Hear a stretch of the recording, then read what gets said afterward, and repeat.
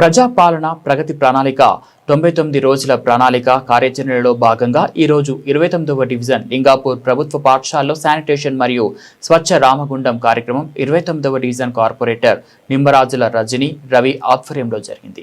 ఈ కార్యక్రమంలో నిమ్మరాజుల రజని రవి మాట్లాడుతూ రాష్ట్ర ప్రభుత్వం ప్రతిష్టాత్మకంగా చేపట్టిన 99 రోజుల ప్రణాళిక కార్యక్రమం ప్రజలకు చాలా మంచి చేస్తుందని, డివిజన్లోని పరిసరాలు పరిశుభ్రత ఉంచడానికి ఇదొక మంచి అవకాశమని ప్రజలందరూ కూడా ఈ యొక్క కార్యక్రమంలో పాల్పంచుకొని మన చుట్టూ ఉన్న పరిసరాలు పరిశుభ్రంగా ఉంచుతూ పట్టణం బాగుంటే జిల్లా బాగుంటదని, జిల్లా బాగుంటే రాష్ట్రం బాగుంటదని ఈ సందర్భంగా వారు అన్నారు। మంచిగా ఉంటేనే మీ ఆరోగ్యాలు బాగుంటాయి।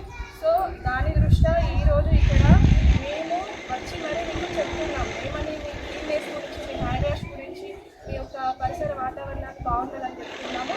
మీరందరూ పాటించాలి, ఓకేనా? పిల్లలు పాటిస్తారా? మీ హ్యాండ్ వాష్ ఎలా ఉండాలి? నీట్గా ఉండాలి, చాలా నీట్గా చేసుకోవాలి। అప్పుడు మనకి ఎలాంటి ఫీవర్స్ రావు। మీరు నీట్గా చేసుకోకుండా ఇలా ఫుడ్ తినేస్తే ఏమవుతుంది? ఫీవర్ వస్తుంది, హాస్పిటల్ వెళ్ళాలి, అప్పుడు స్కూల్కి రాకుండా అయిపోతుంది, ఆబ్సెన్స్ అవుతుంది। సో అలాంటివి రావద్దంటే మీరేం చేయాలి? క్లీన్నెస్ని పాటించాలి, ఓకేనా? పాటిస్తారా?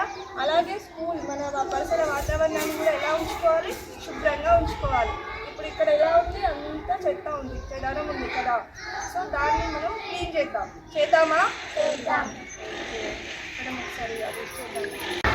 ఆరోగ్యమే మహాభాగ్యం, ఆరోగ్యానికి మించింది మరొకటి లేదు మన ప్రపంచంలో ఇక్కడే కూడా। ముందుగా మనం ఆరోగ్యంగా ఉండాలంటే మనతోనే స్టార్ట్ చేసుకోవాలి। ముందు మన దేహాన్ని పరిశుభ్రంగా ఉంచుకోవాలి, దేహ పరిశుభ్రంతో పాటుగా మన చుట్టూ పరిసరాలను కూడా పరిశుభ్రంగా ఉంచుకోవాలి। ఈ పరిసరాలను పరిశుభ్రంగా ఉంచుకునే దానిలో భాగంగానే ఈ 99 డేస్ కార్యక్రమాన్ని మనకు స్టార్ట్ చేయడం అనేది జరిగింది। దీనిలో భాగంగా మనం ఈ 99 రోజులే కాకుండా ఎప్పటికీ పాటించాలి। 99 రోజులు అలవాటు చేసుకుంటే కనుక ఎప్పటికీ అవుతుంది।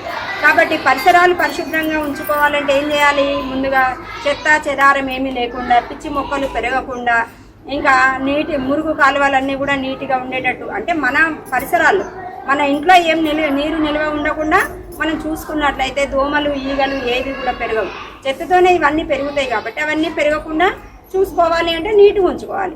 నీట్గా ఉంచుకున్నట్లయితే మన పరిసరాలు పరిశుభ్రంగా ఉండడమే కాకుండా మన ప్రాంతం అంతా కూడా పరిశుభ్రంగా ఉంటుంది, మనం ఆరోగ్యంగా ఉంటాము। ఇది పిల్లల ద్వారా అయితే తొందరగా స్ప్రెడ్ అవుతుంది। కాబట్టి మీ వంతు బాధ్యతగా మీరు నీట్గా ఉంచడమే కాకుండా మీ చుట్టుపక్కల వాళ్ళ పెద్దవాళ్ళకి అందరికీ కూడా చెప్పాలి, ఎట్లా మన పరిసరాలన్నింటినీ పరిశుభ్రంగా ఉంచుకోవాలి, మనం ఆరోగ్యంగా ఉండాలి అనేది మీరు చేరవేయాలి। పాటిస్తారా మరి ఈ రోజు నుండి? Thank you.